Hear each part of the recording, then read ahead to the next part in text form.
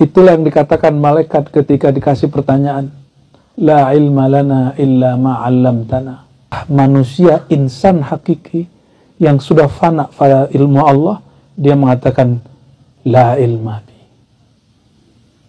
Itulah salah satu makna dari la ilaha illallah. Ya. Di lidahnya baca la ilaha illallah, hakikat dia menafikan ilmu dia tentang Allah. Yang kenal Allah hanya Allah. Yang kenal Allah hanya Allah. Maka Sayyidina Abu Bakar mengatakan apa? Engkau mengaku bodoh bertuhan. Itulah awal kemakrifatan. Karena kalau kita sudah mengosongkan diri, baru Allah tumpahkan ilmunya.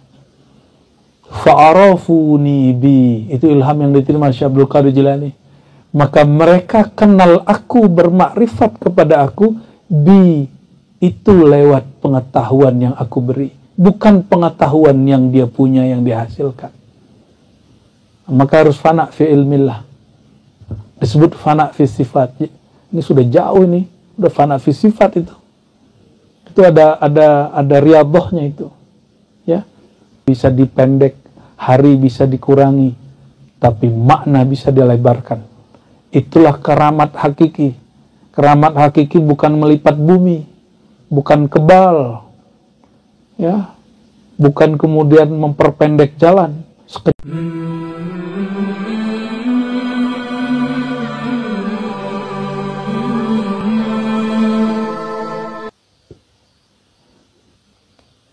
Ya, semoga keturunan kita orang-orang yang baik, ya. Keturunan, pasangan, keluarga, orang-orang yang cinta Nabi Muhammad SAW, yang mengikuti ajaran Nabi Muhammad sallallahu alaihi wasallam. Nah, ilham terakhir yang kita baca malam ini, ya. Ada diskusi, ya? Ada. Summa sa'altu ya Rabb hal laka makan. Bertanyalah Syekh Abdul Qadir, wahai Tuhan, apakah engkau bertempat? Apa jawaban Allah? Ya Ghawthal Azam, ana mukawwinul makan wa laysa li makan. Akulah pencipta tempat dan aku tidak memerlukan tempat. Aku sudah ada sebelum tempat, ya. Maksudnya gini, Allah itu nggak bertempat juga di kolbu. Allah nggak bertempat di Ka'bah. Allah tidak bertempat di langit atau di arsy. Ya, kenapa? Allah sudah ada sebelum arsy dan langit. Allah sudah ada sebelum kolbu. Maka hadis yang mengatakan, hadisnya tidak sampai derajat sahih, innama wasi'ani ardi, innama wasi'ani kolbu abdi al-mu'min. Langit bumi tidak dapat menampungku. Itu maksudnya menampung zuhuri, manifest keilmuanku, limpahan keilmuan, kemakrifan tentang aku tidak dapat ditampung oleh langit. Langit berarti malaikat. Bahkan langit itu sendiri. Wala ardi. Dan juga bumi, gunung, semuanya nggak sanggup. Pohon-pohon ini ditawarkan Allah dulu, kamu sanggup nggak menampung amanah ma'rifatku? Gunung Rinjani dulu ditanya juga sama Allah. Ya. Fa'abaina. Semua gunung, semua wilayah di bumi, di langit mengatakan abaina. Mereka enggan. Mereka nggak sanggup. Fahamalahal insan. Lalu amanah kemarifatan itu ditanggung oleh manusia. Di depan saya manusia bukan? Jin pun nggak nanggung. Yang nanggung siapa? Insan. Kenapa? Khalifah di muka bumi kita. Bukan jin, bukan malaikat. Jadi tugas kita berat nggak? Umur kita nggak sepanjang malaikat. Ketahanan tubuh kita nggak sekuat malaikat. Kata orang. Siapa bilang? Iya. Nabi Muhammad SAW dengan tubuhnya dan rohnya tembus ke arah arasnya Allah. Sedangkan tubuh nurnya malaikat Jibril nggak tembus. Kuatan tubuh mana? Kekuatan tubuh mana? Ya. Lebih kuat tubuh manusia. Ya. Nah, maka bersyukurlah kita dicipta menjadi manusia. Sudah pernah bersyukur? Ya Allah, alhamdulillah engkau ciptakan aku jadi manusia. Nanti di akhirat orang kafir ngomong ini. Orang kafir itu nggak pernah bersyukur jadi manusia. Apa kata orang kafir? Ya laitani kuntu turaba. Ya Allah, coba aku bukan sebagai manusia. Coba aku adalah kerikil tanah. Tuh, orang kafir udah nyampe di akhirat aja nggak bersyukur. Pantesan disiksa sama Allah kan. Maka kita dahulukan syukur. Ya Allah, terima kasih telah menjadikan aku manusia. Ya, udah bersyukur belum?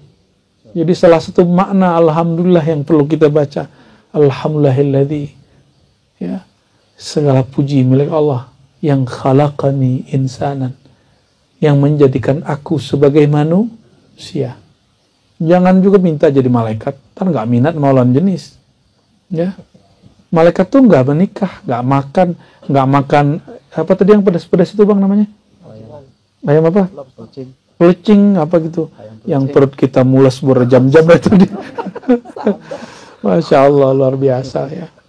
Yang lucunya tangan kan masih megang sambal bang, udah cuci nih, kita wudhu, itu pedasnya nyampe ke mata. Alhamdulillahirabbil alamin. Satu sifat yang nggak ada di malaikat ada di manusia. Ini kenapa kita bersyukur jadi manusia. Malaikat itu nggak dapat meniru. Malaikat itu nggak sanggup menyerap seperti kita. Ini Bang Haji ini waktu ketemu saya dulu, travel kayaknya belum jalan bang ya? Masih sama orang ya? Masih COVID kan? Belum jalan. Sekarang alhamdulillah sebulan 200 orang berangkat, alhamdulillah. Ya, punya kepala cabang, artis lagi gila. Allahumma sholli ala Muhammad Allah sallam. Ketemu 2-3 tahun yang lalu, 2021 ya? 2020. Oh, berarti 4 tahun yang lalu ya. Ya, masih kita sedih lah ngelihatnya. Orang ke pandemi kan sedih semua kita lihat ya. Dan tapi mikir dari Lombok jauh-jauh. Masya Allah. Kalau bukan panggilan Nur itu nggak mungkin ketemu. Ya.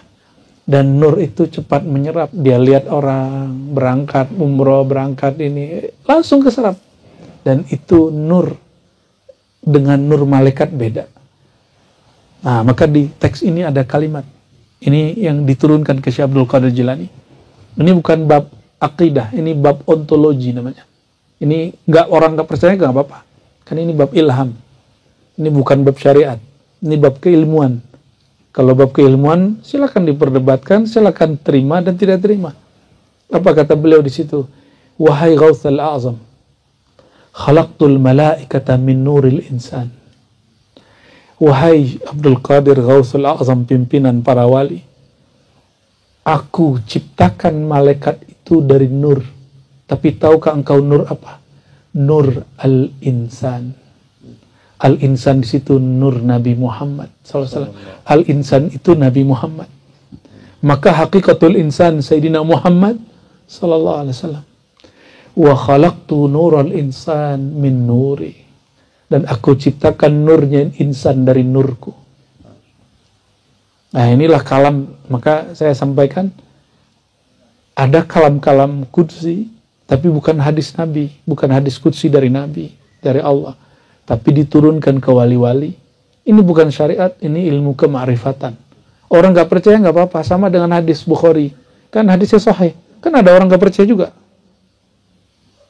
Nah, dalam ilmu kemakrifatan ada periwayat penerima kemakrifatan dari Allah, dikumpulkan ilmu-ilmu itu oleh beliau, namanya Imam Syekh Abdul Qadir Jilani.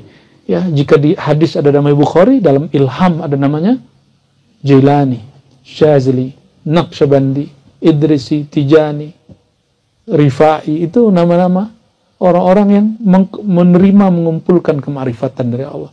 Bagi orang yang menerima kewaliannya, silakan nikmati warisan-warisan beliau. Jadi kalimat alam dariku, aku dari Allah, itu diterima oleh Syekh Abdul Qadir Jilani ketika mendengarkan ruhani Sayyidina Muhammad SAW berkalam. Ya. Iya, secara ilmu hadis, Nabi wafat, hadis berhenti. Ya, karena syariat sudah berhenti. Tapi ruh Nabi masih hidup enggak? Kalau ruh Nabi masih hidup, ruh kita bolehkah jumpa dengan beliau? Bolehkah ruh kita menerima ilmu dari beliau? Boleh. Ya. Kecuali antum meyakini ruh Nabi mati. Ya. Berarti ruh Nabi nggak lebih hebat dari para syuhada dong. Nah, itu akidahnya nggak benar itu. Lebih mulia ruhani Nabi SAW atau para syuhada? Ya. Dan bayangkan, Nabi SAW hanya 10 tahun di Madinah, lebih kurang. Itu dapat merubah dunia semua sampai hari ini. Kenapa? Karena nurnya itu dapat menyerap ilmu alam dan menyebarkan kembali ke alam. Nur itulah yang kemudian dikloning di diri kita. Maka saya lihat ya Bang Haji misalnya itu ngeliatin orang punya ilmu ini diserap. Saya juga sama, saya lihat guru saya apa saya serap. Ya, jadi salah satu kelebihan nur yang Allah ciptakan di kita, nur kita nggak kaku, nur kita sangat-sangat elastis berkembang. Ya, kalau malaikat enggak, sekali suruh kamu baca Bismillah, Bismillah aja sampai nanti kiamat. Ya, nggak berkembang malaikat itu. Sorry ya malaikat ya, malaikat digituin nggak marah loh ya, dia seneng, ente tahu aja. Allahumma sholli ala Sayyidina Muhammad. Ya barangkali itu kalau ada ya, diskusi kita, kalau saya bisa jawab saya jawab, kalau enggak ya nanti tuan-tuan lah jawabnya.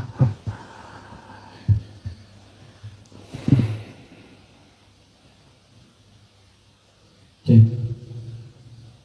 Baik. Sudah jam 11. Lanjut apa sampai di sini? Lanjut. Sampai jam berapa? Goya bener. Itu udah kedinginan itu. Alhamdulillah tadi telah disampaikan oleh Pak Buya, oleh guru kita. Sekarang kita berikan kesempatan bagi jamaah tutup. untuk menyampaikan pertanyaannya.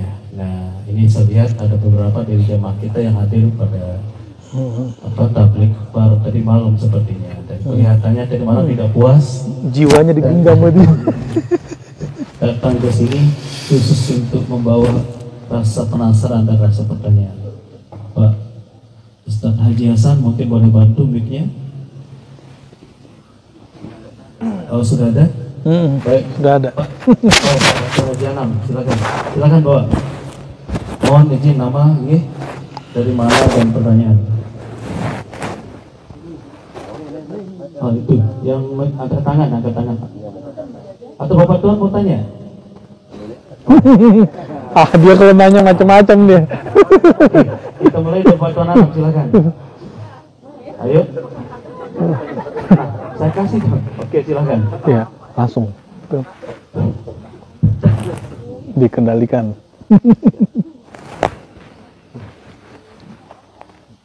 Bismillahirrahmanirrahim. Assalamualaikum warahmatullahi wabarakatuh. Assalamualaikum. Bila ingin bertanya mungkin. Masa nanya? Nggak percaya aku. Itu, apakah itu bertanya atau gimana? Mempertanyakan.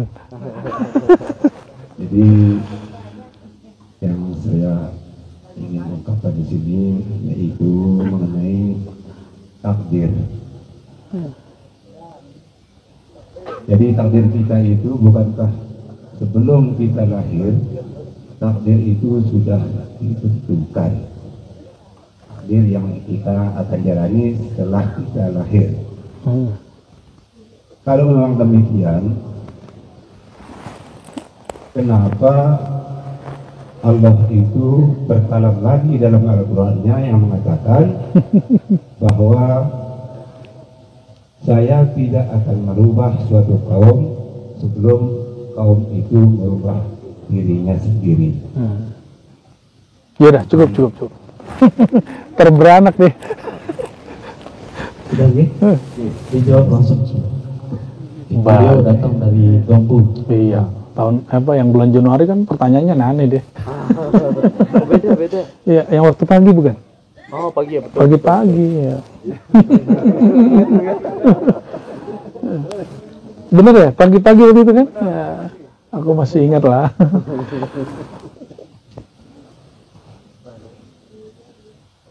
Takdir itu ilmu Allah. Adapun merubah diri itu kewajiban hamba kepada dirinya. Nggak ada urusannya dengan ilmu Allah. Ya, coba perhatikan. Innallaha la yughayyiru ma biqaumin. Allah tidak merubah apa yang ada, nasib keadaan yang ada pada satu kaum, hatta sampai yughayyiru, mereka mengubah ma, apa yang ada pada diri mereka, bukan diri mereka. Apa yang melekat pada diri mereka, karakter yang melekat pada diri mereka, kebiasaan yang ada di diri mereka, kebiasaan buruk yang ada di diri mereka, kejahilan yang ada di dalam diri mereka. Jadi yang diubah bukan diri, tapi ma bi anfusihim, apa yang ada pada diri, bukan dirinya. Karena diri sejati itu nggak bisa dirubah. Yang bisa dirubah adalah hijab-hijab yang membalut diri. Ya, hijab-hijab kita ini, hijab malas, hijab ingkar, hijab mudah menyerah di tengah jalan, hijab keras hati, hijab merasa berilmu, hijab merasa bodoh terus, nggak mau nambah ilmu. Itu juga sama. Kan ada orang yang pengen tawaduk tapi bukan tawaduk, ya, tapi malah membiarkan dirinya malas, tapi dia beralasan dengan kemalasan itu dengan nama tawaduk. Jadi sang diri sejati nggak perlu dirubah, karena diri sejati itu tempat Allah meneteskan makna-makna kalamnya. Wa tammat kalimat kalamnya Allah telah sempurna, ya. Maka diri kita ini sebenarnya sudah tahu masalah itu, tapi dia terhijab oleh zulumat, kegelapan, karakter-karakter buruk, kondisi-kondisi buruk.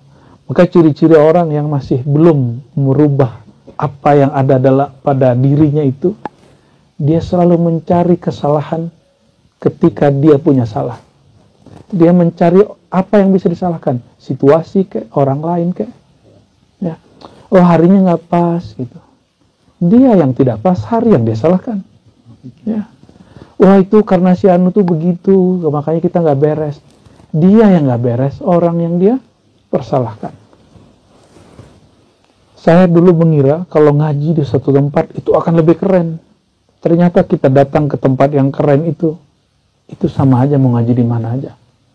Ya, ngaji di mana aja itu sama. Yang penting itu kita sikoh dengan gurunya, menghargai syekhnya. Ngaji ke Arab tapi nggak menghargai guru, ilmunya nggak berkah. Lebih berkah orang ngaji di Jawa, di Lombok tapi dihargai gurunya, ilmunya lebih dalam. Ya, berarti karakter apa? Karakter buruk yang menyelimuti dirinya itu yang diubah. Ya, dan itu nggak ada urusannya sama takdir. Ya, takdir itu ilmu Allah. Oke, Allah dulu, sekarang, nanti berubah nggak? Allah sebelum menciptakan kita sudah tahu belum kita bakal duduk sini? Nah, itu maksudnya ilmu. Ilmu itu turunannya takdir, dan ilmu nggak berubah-ubah karena dia tahu, bukan karena dikasih tahu. Kalau kita tahu karena dikasih tahu, dia tahu bukan setelah kejadian terjadi. Kalau kita tahu setelah kejadian terjadi. Ini perhatikan yang sering dapat firasat. Firasatmu tidak merubah takdir. Ya. Firasat itu dia cuma dapat lintasan kebetulannya. Allah menuliskan takdir ilmunya, kemudian Allah tuliskan ilmunya itu dengan al-qalam pada Lauh Mahfuz. Kalbu-kalbu yang bening, kadang-kadang Allah izinkan mengakses, memantulkan itu. Namanya khatir firasat. Tapi si kalbu hanya diizinkan tahu, bukan berarti dia kemudian diizinkan merubah. Maka ramalan-ramalan itu nggak merubah apapun, apalagi nazar. Ya, nazar nggak merubah, Ibu ya. Jangan suka bernazar. Nazar tidak merubah takdir. Ya, nggak ada nazar merubah takdir. Itu kalam dari Sayyidina Muhammad SAW. Fa innahu la yughayyirul qadar. Karena nazar tidak dapat merubah takdir. Jadi takdir nggak berubah. Takdir itu paling-paling digeser dikit sama Allah, tapi dia nggak berubah.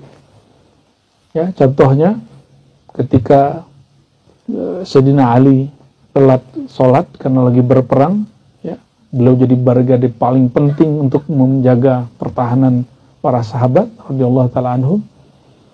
Akhirnya itu matahari sudah terbenam separuh. Apa kata Nabi SAW? Hadis Sahih Bukhari. Wahai matahari, tahan. Ya. Ali mau sholat asar. Ali mau sholat. Waktu itu belum ada sholat perang. Zuhur asar digabung. Bahkan dari subuh. Subuh, zuhur, asar. Karena belum ada sholat perang. Itu menahan. Dan itu takdirnya cuma digeser doang dikit. Takdirnya nggak berubah. Dia cuma digeser. Ya, barangnya nggak berubah. Gitu. Pak Ajanam ya? Iya. Lo ingat kan aku namanya? Berkaitan dengan bisikan. Ini jenis bisikannya apa saja begitu ya sebenarnya dari asal riyadhahnya begitu ya? Iya. Silakan. Baik, bismillahirrahmanirrahim. Ini serius ini karena dialami hampir di semua majelis thariqah. Ya, Bang Ustadz Muli Asih. Pernah nyantri toh?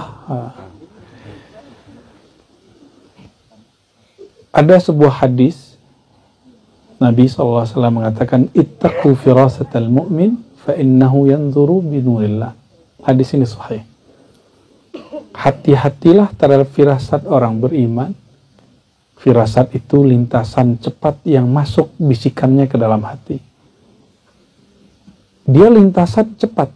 Sesuatu yang kelebet cepat gitu nggak bisa ditangkap kecuali kolbunya lagi tenang. Ya, fa innahu, karena orang beriman yanzuru binurillah, dia memandang dengan nur Muhammad nurullah. Makanya zikirnya Allah, Allah ya. Lalu kalau dapat bisikan gimana? Boleh nggak diikuti? Nih perhatikan semua pengamal zikir dimanapun berada, terutama Bang Ustadz Muli Asih dan kawan-kawan. Yang diikuti cuma atiullah wa atiur rasul. Yang diikuti cuma Rasulullah dan ya Allah dan Rasulullah. Berarti kalau dapat bisikan, bisikan itu tidak berkaitan dengan syariat. Karena kalau berkait dengan syariat, dia syariat sudah selesai. Syariat sudah final. Tidak ada lagi perubahan dari syariat Allah. Yang ada cuma ilham-ilham kemakrifatan. Dapat rahasia-rahasia yang disebut warid. Saran saya, Bang Ustadz tulis aja. Maka harus punya note. Tanggal sekian saya berzikir, jam sekian. Di hati ada lintasan seperti ini. Nanti jika ada kesempatan lapor kepada mursyid. Bukan maksud mursyid itu jangan disebar sembarangan. Karena kalau kolbu dapat menangkap satu lintasan, berarti kolbunya sudah sukses berhasil pada titik itu. Belum tentu berhasil titik berikutnya. Ya. Kenapa dia berhasil? Indikatornya dia dapat menangkap firasat atau lintasan yang cepat sekali masuknya. Ya, kita kalau nggak tenang, kita nggak bisa baca itu. Ala bidzikrillah tatmainnul qulub. Hanya dengan menyebut Allah, Allah, Allah, mengenal Allah, hati menjadi tenang. Karena Allah kasih. Siapa yang menurunkan tenangan? Karena kita berzikir atau Allah yang menurunkan? Ya, surat Al-Fat gimana ayatnya? Walladzi anzala as-sakinata fi qulubil mu'minin. Allah itulah yang menurunkan sakinah, ketenangan, kedamaian, ketentraman ke dalam kolbu, bukan otak. Kolbu orang beriman. Karena iman itu percaya, itu wadah. Dikasih zikir, dia akan dapat nur. Maka nurun ala nur. Nur iman berlapis nur zikrullah. Dan yang memberikan tenang siapa? Zikir kita atau yang punya nama dalam zikir. Maka jangan GR kalau zikir. Apapun yang dikasih itu dari Allah, bukan hebatnya kita. Tadi saya sudah mulai. Ciri-ciri orang yang dapat bantuan Allah, dia dimudahkan berzikir. Maka jika bisikannya benar, bisikannya akan membimbing, wahai hamba Allah, engkau beradablah kepada Allah, bersyukurlah kepada Allah, kenalilah Allah. Pasti arahnya ma'rifat, ma'rifat, ma'rifat. Jadi isi dari bisikan itu pasti kemarifatan. Bukan disuruh sholat, enggak. Itu udah enggak benar tuh. Kamu sholat ini ya, kamu sembelih ini ya, itu jin itu. Syaitan itu. Ya, hati-hati. Syaitan enggak bisa masuk kolbu, tapi dia punya selang masuk ke kolbu. Ya, di hadis begitu disebutnya. Malaikat, iblis, syaitan itu punya bahasa Arabnya apa? Jammah, apa bahasa Arabnya? Lamma. Ya, innalil malaikati lamma wali syaitani lamma. Syaitan, malaikat itu punya belalai kayak suntik. Itu dia bisa nusuk, dia bisa ngirim pesan ke kolbu. Tapi dia nggak bisa masuk ke dalam kolbu. Ini bisikan dari mana? Ciri kalau itu khatir ilahi, Rabbani dari Allah, ciri-cirinya as-sakinah. Pasti jiwanya tenang. Pikirannya gak gelisah, gak kosak-kusuk. Semakin diberi lintasan batin, semakin gelisah. Semakin gak tenang dia berguru. Tandanya itu dari syaitan. Dalilnya apa tadi? Surah Al-Fat, huwallazi anzala as-sakinata fi qulubil mu'minin. Dialah yang menurunkan ketenangan. Maka Imam Ibnu Ajibah mengatakan dalam syarah Hikam, ini udah ngaji Hikam ini Bang. Ini sudah ngaji Hikam, ini sudah ini. Antum sudah aneh bawa ke dalam ini. Cuma namanya baru dikasih tahu. Ciri-ciri orang dapat ilham dari Allah, disertai ilham itu ketenangan, bukan keraguan. Makanya Al-Baqarah, Alif Lam Mim, dzalikal kitabu la raiba fi. Ya, tidak ada ragu di dalamnya. Kalau ada keraguan berarti bukan dari Allah, tapi imma minasyaitan, imma minan nafs. Boleh jadi dari syaitan atau dari nafsu kita. Karena kita berangan-angan, ya, angan-angan yang masuk. Ya. Terus udah terjawab tentang bisikan? Sudah terjawab ya. Yang kedua lagi. Ya, kalau itu nggak benar gimana? Mau benar nggak benar nggak usah diikutin. Ya. Jadi ilham itu benar nggak benar nggak usah diikuti. Ikutinya Allah dan Rasulullah. Nggak mengikuti ilham nggak apa-apa. Ya, nggak wajib diikuti ilham itu. Yang wajib diikuti Allah dan Rasulullah SAW. Ya, dan mengikuti Allah Rasulullah lewat bimbingan guru. Maka kalau ilham kita tabrakan dengan ilham guru yang kita ikuti. Karena guru kita ahli ilham. Ya, dia udah biasa yang begituan. Jadi kalau ada yang kalau bikin gelisah, tambah ragu, atau jangan-jangan sebagian murid nih, semoga Bang Asih ya. Semoga nggak termasuk dapat ilham, lapor ke guru, gurunya diam aja. Dalam hati dia ngomong gini, kayaknya makom kita melewatin guru kita nih. Itu ciri-ciri murid durhaka, murid su'ul adab. Itu ilhamnya ilham syaitan, karena ciri-cirinya dia merasa lebih dari gurunya sendiri. Nih, ini rumus MLM. Itu ternyata MLM diambil dari Quran itu, diambil dari hadis itu. Ya. Orang kalau beramal diikuti oleh orang lain, ya, falahu ajruhu wa ajru man amila bih. Hadis sahih Muslim. Orang kalau beramal diikuti orang lain berarti dia punya murid. Maka muridnya 10, dia dapat pahala semua muridnya itu 10 tanpa dikurangin pahala muridnya. MLM nggak? MLM itu. Maka ketika seorang murid naik makom tinggi, pasti gurunya naik juga. Nggak ada murid ngelebihin guru itu, nggak ada. Itu kalimat-kalimat ngayal itu, ya. Tapi ini ada satu kalimat.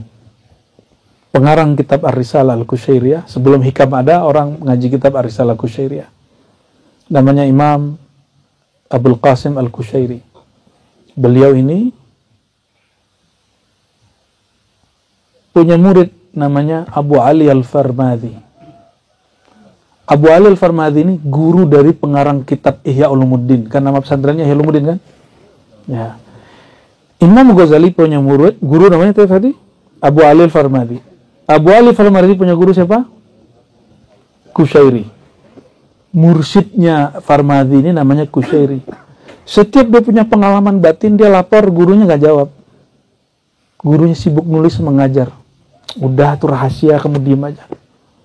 Karena terus limpahan batin ke dalam kolbunya Abu Ali Al-Farmadhi ini banyak sekali. Akhirnya gurunya bilang, kamu mau nggak ikut saranku? Mau. Yang kamu alami itu, yang bisa menanganinya dengan mudah, itu guru saya Abul Hasan Kharqani. Kamu datang ke sana, gitu. Maka dia datang ke kakek gurunya. Abul Hasan Kharqani ini poros silsilah banyak thariqah, ya, thariqah Naqsyabandi, Syatari, Khalwatiyah, itu Surawari itu lewat orang ini, ya. Datanglah dia ke Imam Al-Kharqani, dan semua persoalan kalam-kalam batinnya diurai, dikasih tahu nih dari setannya apa, karena beliau punya waktu luang yang banyak. Jadi guru kita kadang kalau nggak jawab bukan berarti dia nggak bisa, dia sibuk, murid dia banyak, murid dia ribuan, bukan cuma Ustadz Bang Mudiasi. Nah ini adab murid punya mursyid. Jangan semua masalah kita tumpahkan ke guru. Kenapa? Guru kita sudah banyak masalah.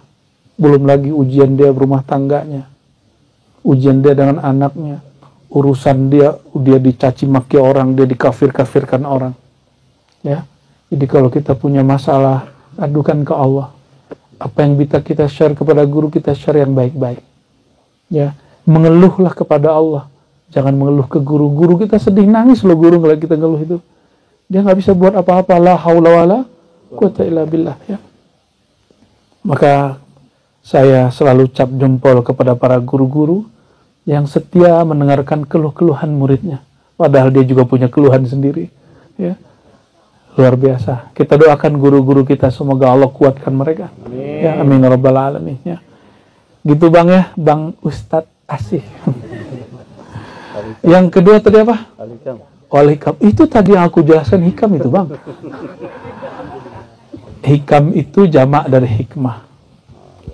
Kalau murid yang sedang sibuk belajar ilmu zahir, ilmu fikih, ilmu akidah, tidak disarankan ngaji hikam. Kenapa? Al-masyghul la yushghal.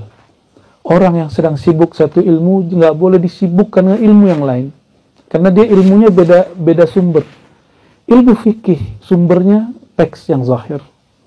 Sedangkan ilmu tasawuf, hikam, dia ilham-ilham Rabbani. Kalau abang ini sibuk belajar hikam, nggak mau ngaji nahwu shorof, nggak mau ngaji akidah, apalah itu. Masa wali ngaji kitab tertulis, ngaji kitab tersurat, nggak mau ngaji yang tersirat katanya, gitu. Ya, itu akibat orang ngaji hikam sebelum saatnya. Tapi ini nggak berlaku pada sebagian orang. Salah satunya terjadi pada diri kami. Saya dari kecil ngaji hikam, sampai sekarang nggak selesai-selesai. Dari saya kecil belum balik, guru saya sampai sekarang masih hidup. Ya. Nggak percaya datang aja ke Padang, ke Payakumbuh, ya guru saya masih hidup, punya Abu Ya Nu'man Basir. Ada satu yang sudah meninggal, guru hikam juga, Abu Ya Hasan Basri, meninggal 2001. Itu dari kecil hidup udah biasa. Tapi makna yang saya dapatkan waktu kecil itu berkembang. Kitab yang sama kita baca sekarang itu maknanya sudah berkembang. Nah, nanti abang biar gampang, itu di ribat kita sudah buat terjemahan maknawi. Hikam, teks Arabnya, kita langsung buat terjemahan maknawinya. Ya, jadi belajar terjemahannya aja dulu, walaupun bisa bahasa Arab, nggak semua orang ngerti hikam. Yang lucunya ada teman kita Ustadz, lucu ini ya. Dia buka kitab hikam di depan majelis umum, gaya-gayaan mau ngajar hikam. Ya, dikira hikam itu kitab yang dibaca, yang dihafal. Enggak, hikam itu tidak perlu dihafalkan. Mau mengajar nggak perlu juga baca sebelumnya. Hikam itu adalah hasil olah mengasah kolbu. Bisa bahasa Arab, kolbu dia olah, gabungan, itulah hikam. Maka kalau ada yang ingin belajar hikam, mesti bertorikoh.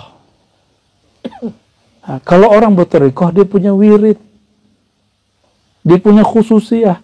Kalau murid sedang belajar alfiyah, belajar matan takrib, belajar tasrif, belajar akidah Sanusi, dia kalau lagi asik belajar ini, terus kasih hikam, nggak mau diskusi nanti. Nanti NU dan NW nggak ada basul masail nanti. Ya kenapa? Sudahlah, nggak usah debat, nanti hatinya keras. Nggak mau debat. Jadi hikam, kenapa dilarang oleh guru? Supaya murid itu fokus belajar kitab syariat. Nanti di masanya belajar kitab thariqat, di masanya belajar kitab hakikat. Nah, hikam itu salah satu kitab hakikat. Bukan thariqat ya. Thariqat itu isinya wirid, talqin, wirid, tata cara zikir, tadi zikir zahir la ilaha illallah, zikir sir Allah, itu ilmu thariqah. Itu ada kitabnya. Kalau hikam, dia warid daripada wirid itu. Contoh nih, ini hikam pertama biar abang nggak kaget-kaget bener ya. Hikam pertama itu min alamatil i'timad alal amal nuqsanur raja' inda wujudiz zalal. Itu hikam pertama itu. Dia nggak pakai nama bab, dia langsung kalimat aja.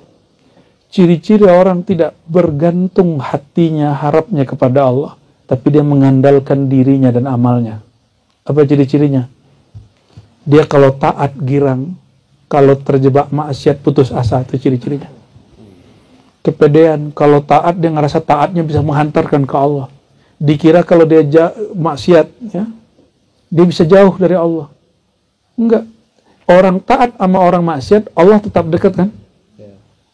Benar nggak? Apakah Allah tambah dekat dengan taat? Apakah Allah jauh dengan maksiat? Yang meyakini begitu akidahnya tidak betul, ahlu sunnahnya batal. Kenapa? Al-Quran mengatakan, inni qarib. Ini yang malam tadi kita bahas. Aku itu sungguh sangat-sangat dekat. Mau dia pemaksiat, mau dia taat. Maka orang awam, karena dia awam, dia tidak punya ilmu, supaya dia merasakan Allah itu dekat, Allah jeburkan dia kepada zulumat kemaksiatan. Supaya apa? Ketika dia maksiat, selesai maksiat dia sadar, di situ dia nangis. Yang mana dia kalau sholat 1000 rakaat nggak nangis-nangis. Beda dengan orang yang ahli ma'rifat. Dia zikir aja nangis, istighfar aja langsung nangis.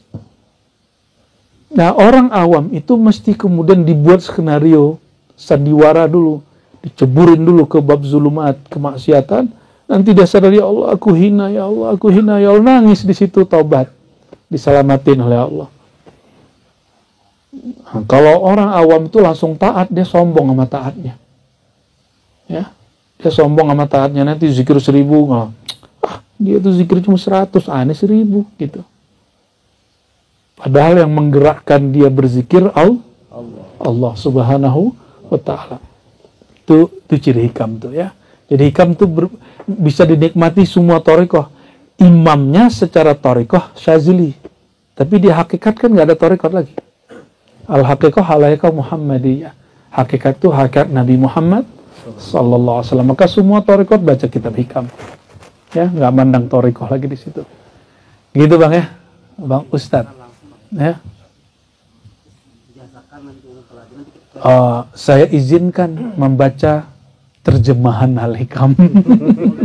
ya, terjemahan dulu ya. Terjemahan yang saya terjemahkan.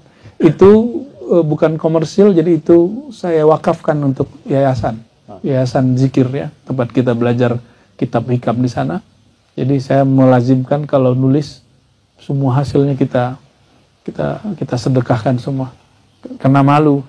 Imam Ibn Athaillah nulis kitab hikam, sampai sekarang nggak ada orang ngirim royalty ya. Nggak ada. Maka saya hanya menerjemah, masa ngambil royalty. Malu kita. Wallahu a'lam bissawab.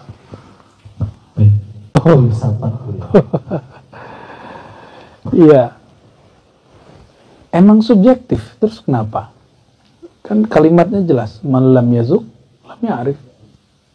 Siapa yang tidak mendapatkan zauk, ketenangan itu, dia nggak ngerti ketenangan itu.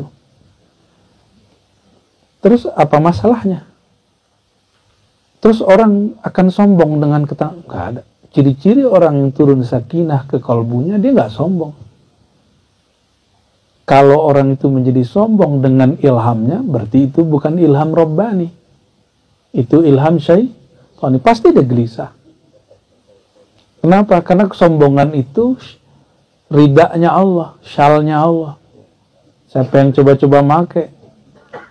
Bayangkan nih, saya make bajunya Bang Haji tanpa izin.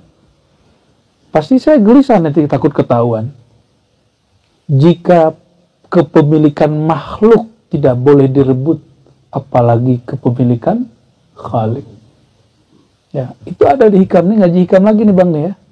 Jadi kata Ibn Athaillah, jangankan sifat milik Allah, barang milik makhluk yang ada di sampingmu pun, itu nggak boleh engkau renggut, nggak boleh engkau akuisisi. Ya. Nah, jadi gimana caranya? Ini jalan pintas saja kalau mau. Mau jalan pintas nggak? Ya.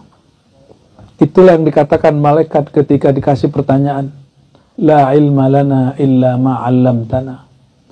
Sayangnya malaikat masih pakai illa aja. Seharusnya dia cukup mengatakan la ilma lana, titik. Tidak ada ilmu bagiku. Yang ada hanya ilmu engkau. Malaikat masih ngomong, kecuali yang engkau ajarkan tuh. Di situ dia mainnya dikit. Itu namanya ilham malaki. Maka malaikat tuh masih ada ger-gernya dikit. Tapi itu udah benar, secara adab sudah oke. Tapi kalau insan yang makomnya lebih tinggi dari sebagian malaikat, dia akan mengatakan la ilma li mutlaqan. Saya tidak berilmu ya Allah. Maka manusia insan hakiki yang sudah fana pada ilmu Allah, dia mengatakan la ilma bi. Itulah salah satu makna dari la ilaha illallah. Ya. Di lidahnya baca la ilaha illallah, hakikat dia menafikan ilmu dia tentang Allah. Yang kenal Allah hanya Allah. Yang kenal Allah hanya Allah. Maka Sayyidina Abu Bakar mengatakan apa? Engkau mengaku bodoh bertuhan. Itulah awal kemakrifatan. Karena kalau kita sudah mengosongkan diri, baru Allah tumpahkan ilmunya. Fa'arafuni bi, itu ilham yang diterima Syekh Abdul Qadir Jilani. Maka mereka kenal aku, bermakrifat kepada aku, bi, itu lewat pengetahuan yang aku beri, bukan pengetahuan yang dia punya, yang dia hasilkan. Maka harus fana fi ilmillah. Disebut fana fi sifat. Ini sudah jauh ini, udah fana fi sifat itu. Itu ada riyadhahnya itu. Ya. Bisa dipendek, hari bisa dikurangi, tapi makna bisa dilebarkan. Itulah keramat hakiki. Keramat hakiki bukan melipat bumi, bukan kebal, ya, bukan kemudian memperpendek jalan sekejap sampai di Mekah. Itu mah biasa, itu lebih mending naik Garuda aja, ya, nggak perlu pakai doa-doa. Masa untuk urusan berangkat aja harus pakai doa-doa terus terbang gitu ya, pakai doa-doa untuk melipat bumi. Ketinggian lafaz itu dipakai. Nama Allah terlalu tinggi untuk melipat bumi. Ya, kenapa? Allah pernah menawarkan namanya ke langit dan bumi, amanah ini nggak diterima. Terus ente baca-baca untuk itu, ringan sekali. Ya, jadi fanakan diri kita dalam ilmu Allah, baru tembus itu. Ya, buang tuh rasa tahu itu, buang. Saya kalau mau ngajar, makanya istighfar dulu, syahadat dulu, batin kita minta izin kepada Allah yang maha batin. Ya, adab rohani kita minta izin kepada Rasulullah SAW. Dibuang rasa ilmu. Karena kalau ada sedikit saja saya merasa berilmu, saya belum baca assalamualaikum itu. Ya. Tapi kecepatan di kolbu itu cepat sekali. Ya harusnya kalau pakai zohir itu 15 menit, di kolbu bisa 5 detik. Ini hebatnya Allah ciptakan kolbu. Ya, cahaya, kolbu itu nur. Maka kecepatannya kecepatan cahaya. Yang kedua tadi tentang wahdatul wujud, gitu ya. Wahdatul wujud itu kan istilah Ibnu Taimiyah terhadap Ibnu Arabi. Ibnu Arabi tidak pernah mengatakannya. Bahkan Ibnu Taimiyah nggak puas dengan emosi dia mengatakan Ibnu Arabi itu wahdatul wujud, hulul al-ittihad. Semuanya dia alamatkan kepada Ibnu Arabi. Ibnu Arabi itu imam penulis kitab Al-Futuhat Al-Makkiyah. Ya.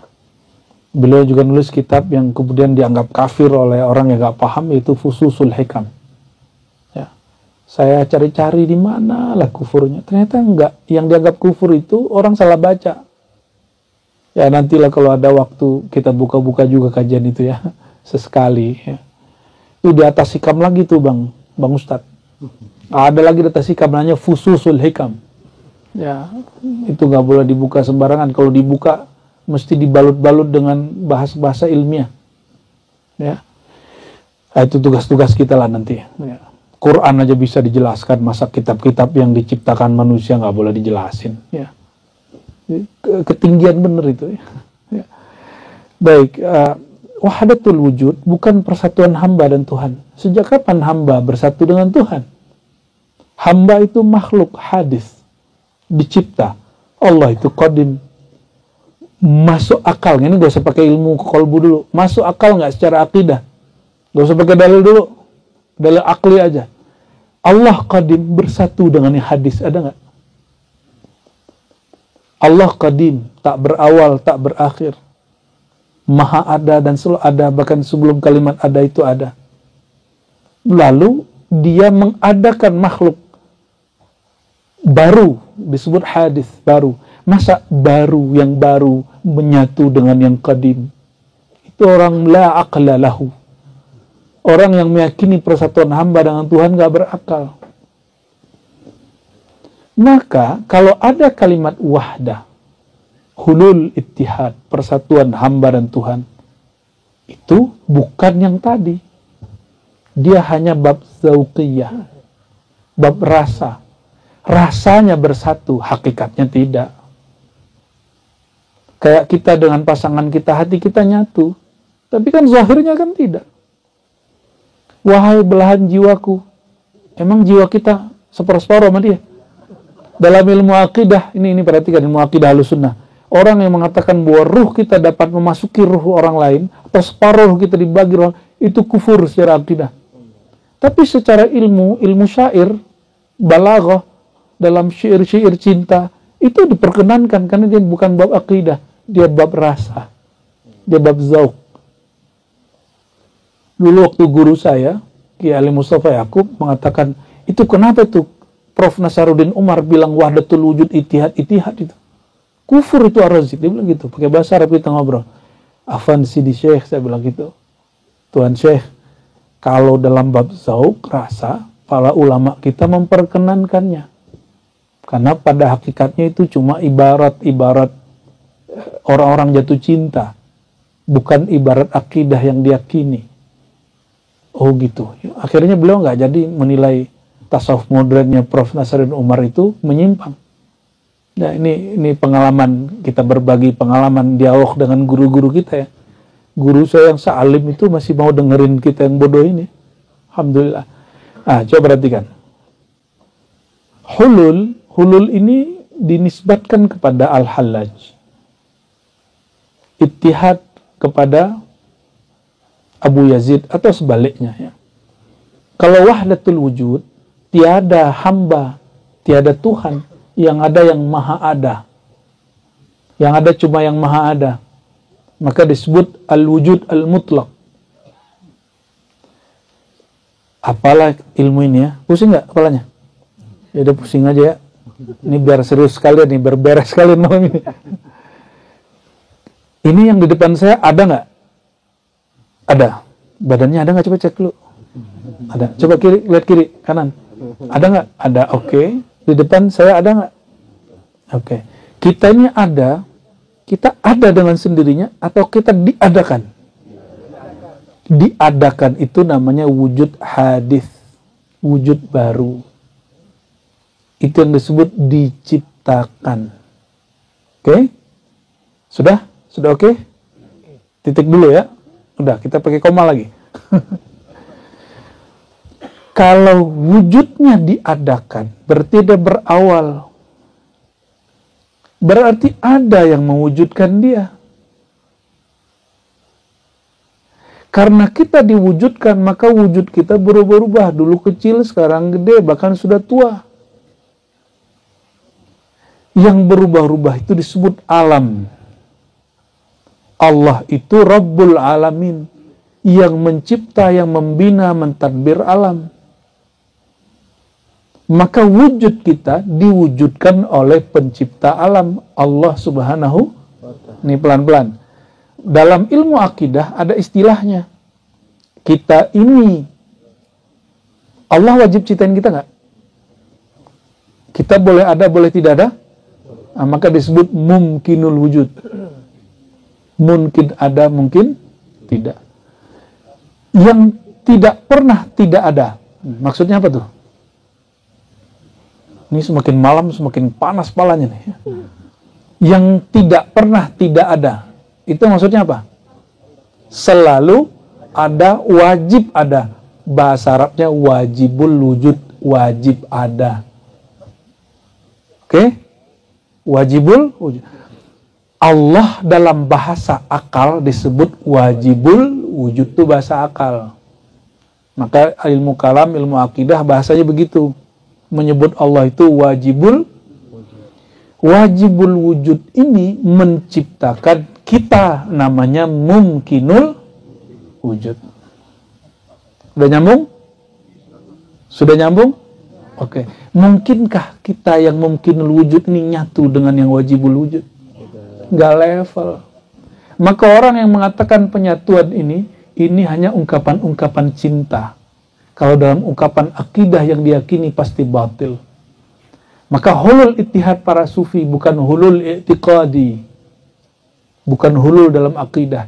Dia hanya hulul zauqi. Hulul pada taraf rasa. Bukan pada taraf i'tiqad. Ya. Apalagi itu? Ya, itulah yang disebut zauq. Malam yazuk, lam ya'rif, lam yadri. Kalau tidak pernah merasakan itu, tidak akan pernah tahu. Nggak pernah tahu. Ya. Oke, contoh ringan, biar gampang. Hayya ala sholah, jawabannya apa? Mari sholat, aku tidak berdaya, tidak ada upaya, tidak sanggup sholat ruku sujud kecuali dengan Allah. Tubuh ini siapa yang punya? Benar, tubuh ini yang punya. Berarti tubuh ini perbuatan Allah, menyembah zat Allah. Kan begitu jadinya. Ya toh? Emang nyatu? Emang perbuatan nyatu sama zatnya? Coba minum kopi, saya minum kopi. Apakah saya kopi? Apakah saya aktivitas meminum? Kan enggak. Oke, contoh lain. Sifat Bang Irwan nih tampan enggak? Minimal menurut istrinya. Tampan ya? Oke. Sifat tampan dengan zatnya beda enggak? Ya. Beda toh? Beda. Sifat aja tidak nyatu dengan zat, tapi tiada sifat tanpa zat, apalagi makhluk. Ya, selamat pusing. Kita ngajak kita begini bertahun-tahun, ya ujungnya gitu-gitu doang. Ujungnya apa? Malam yazuk lam ya'rif. Yang nggak merasakan, nggak riadoh, cuma diskusi doang, ya nggak dapet. Rasakanlah ya, nikmati, coba dihayati, la haula wala, itu lagi sholat, rasakan ini gerak-gerakku atau digerakkan Allah. Ketika seorang hamba diberi rasa dia digerakkan Allah, dia merasa bersatu, padahal dia nggak bersatu, rasa doang yang nyatu. Ya, dan itu subjektif, iya, emang itu subjektif. Kenapa mesti subjektif? Subjektif itu mesti dirasakan sendiri-sendiri, beda orang, beda rasa. Kenapa harus begitu? Karena bab ini nggak boleh kata orang, mesti kita yang menjalani. Itu sebabnya pengalaman rohani nggak boleh dinukil. Tapi pengalaman rohani itu emang kita yang ngalamin, itu yang kita nukil. Bukan dinukil pengalaman orang. Makanya saya geli kalau ada orang cerita pengalaman orang lain. Ya, pengalaman dia aja yang dicerita. Jadi ada orang datang ke saya, ya, kamu datang ke guru saya. Loh, apa urusannya datang ke guru kamu? Saya udah punya guru, sebelah itu. Guru saya sudah ketemu Nabi 3 kali. Lah, saya lebih dari itu, sebelah itu. Wih, sombong banget ente, katanya. Loh, bukan. Ente ria itu, masa cerita mimpi orang? Loh, guru kamu cerita mimpinya? Oh, guru saya kan gak sombong. Tahu dari mana kamu gurumu gak sombong? Oh, itu ria. Tahu dari mana gurumu tidak ria? Bingung juga dia. Bingung. Jadi orang begitu kita kerjain ya kadang-kadang ya. Ya. Pengalaman gurunya dijual-jual. Saya tanya balik. Gurumu mimpi ketemu Nabi 3 kali. Kamu udah belum? Oh, kalau saya nggak boleh cerita. Nanti saya ria. Ngomong gitu saya. Astagfirullahaladzim. Ya. Bilang aja nggak pernah, kan gampang tuh. Ya. Mimpi ketemu Nabi itu nikmat nggak? Apa perintahnya di akhir surat Ad-Duha? Akhir surat Ad-Duha. Wa amma bi ni'mati rabbika fahaddits. Maka ulama kita menceritakan di mimpi ketemu Nabi. Kok tiba-tiba ada orang awam ngaku jadi ustadz sekarang? Kok boleh cerita Nabi, cerita mimpi Nabi? Astagfirullah. Ya. Buku kitabnya sudah ada sekarang, kumpulan mimpi ulama ketemu Nabi udah ada. Udah diterjemah lagi ke bahasa Indonesia. Siapa yang melarang? Baca kitab Syiar A'lamin Nubala Imam Zahabi. Itu penuh dengan mimpi-mimpi ketemu Nabi Muhammad SAW. Ya. Giliran sufi ketemu Nabi nggak boleh. Ya. Giliran guru ente boleh. Ya. Itu kita candain teman-teman itu. Ya. Kadang-kadang kalau orang main akal, kita main akal juga kadang ya. Ya, jadi begitu Ustaz Tanwir. Apa bentuk dari wahdatul wujud? Gak ada bentuknya, itu rasa. Ya, dan wahdatul wujud bukan wilayah akidah. Maka saya sarankan orang-orang yang sok-sok menyesatkan wahdatul wujud, sok-sok menyesatkan hulul ittihad, ente salah kamar. Wahdatul wujud, hulul ittihad bukan wilayah akidah. Siapa yang bicara? Imam Ibn Arabi sendiri. Memang beliau nggak ngerti akidah. Dia ngerti akidah. Apa kata beliau? Di Futuhat Makkiyah. Ini bukunya mau saya terbitkan harusnya bulan ini. Tapi karena dapat hadiah kemarin sedikitnya, jadi belum jadi menyelesaikan perbaikannya. Akidah Ibn Arabi, nanti judulnya itu. Ya, teologi Ibn Arabi.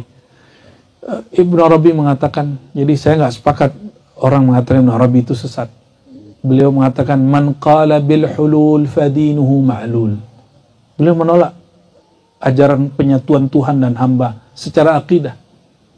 Yang mengatakan hulul, hamba menyatu dengan Tuhan, Tuhan dengan hamba, dinuhu ma'lul, agamanya cacat, akidahnya cacat, berarti dia nggak beres agamanya. Maka kalau beliau berbicara hulul ittihad bukan bab din, itu bab hub, bab cinta, bab rasa. Ya. Cinta itu akidah atau rasa? Ya. Maka beliau mengatakan dinul hub. Agamaku aku bawakan ke rasa. Supaya apa? Supaya tidak menghakimi orang. Kalau agamanya adalah agama hanya iktikad saja, nggak dibawakan ke rasa, kita suka menghakimi orang yang berbeda faham. Ya, inilah kenapa, ini mohon maaf ya, ini kita buka rahasianya. Kenapa orang semakin beragama semakin suka nyerang orang lain dengan kata-kata. Sebagian suka membid'ahkan, bahkan mengkafirkan orang berbeda faham. Karena dia beragamanya baru i'tiqad. Belum sampai ke bab cinta. Padahal Allah mengatakan, Kul in kuntum tuhibbunallah fattabi'uni. Kalau engkau menyatakan engkau cinta kepada Allah, maka ikutlah aku. Itu maksud Ibn Arabi, agamaku aku bawakan kepada cinta. Tapi ada yang bodoh juga tuh ngomong, ya Ibn Arabi itu gak Islam lagi, agamanya agama cinta katanya. Astaghfirullahalazim. Padahal itu ayat Quran. Ayat Quran, jika engkau cinta kepada Allah, maka ikutlah aku, leburlah dalam aku, yaitu Nabi Muhammad sallallahu alaihi wasallam.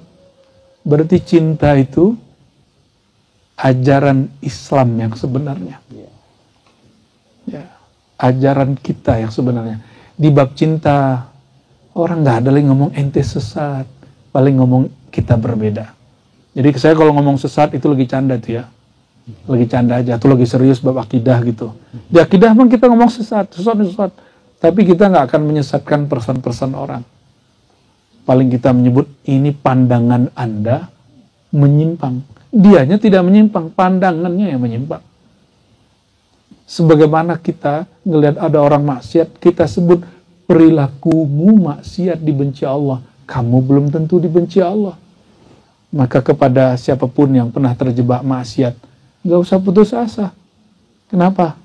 Allah nggak pernah jauh. Ya, sebagaimana orang taat bisa berubah menjadi pemaksiat, siapa tahu orang pemaksiat bisa diubah menjadi orang taat. Ya, semoga malam ini kita diberkahi oleh Allah Subhanahu wa taala.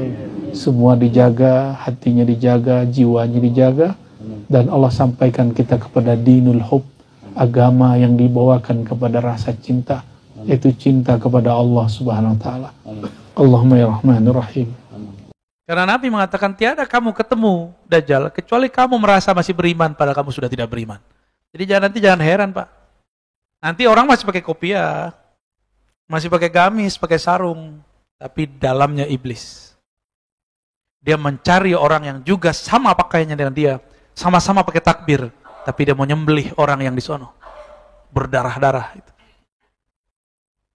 Dulu disebut Khawarij, sampai sekarang pun disebut Khawarij.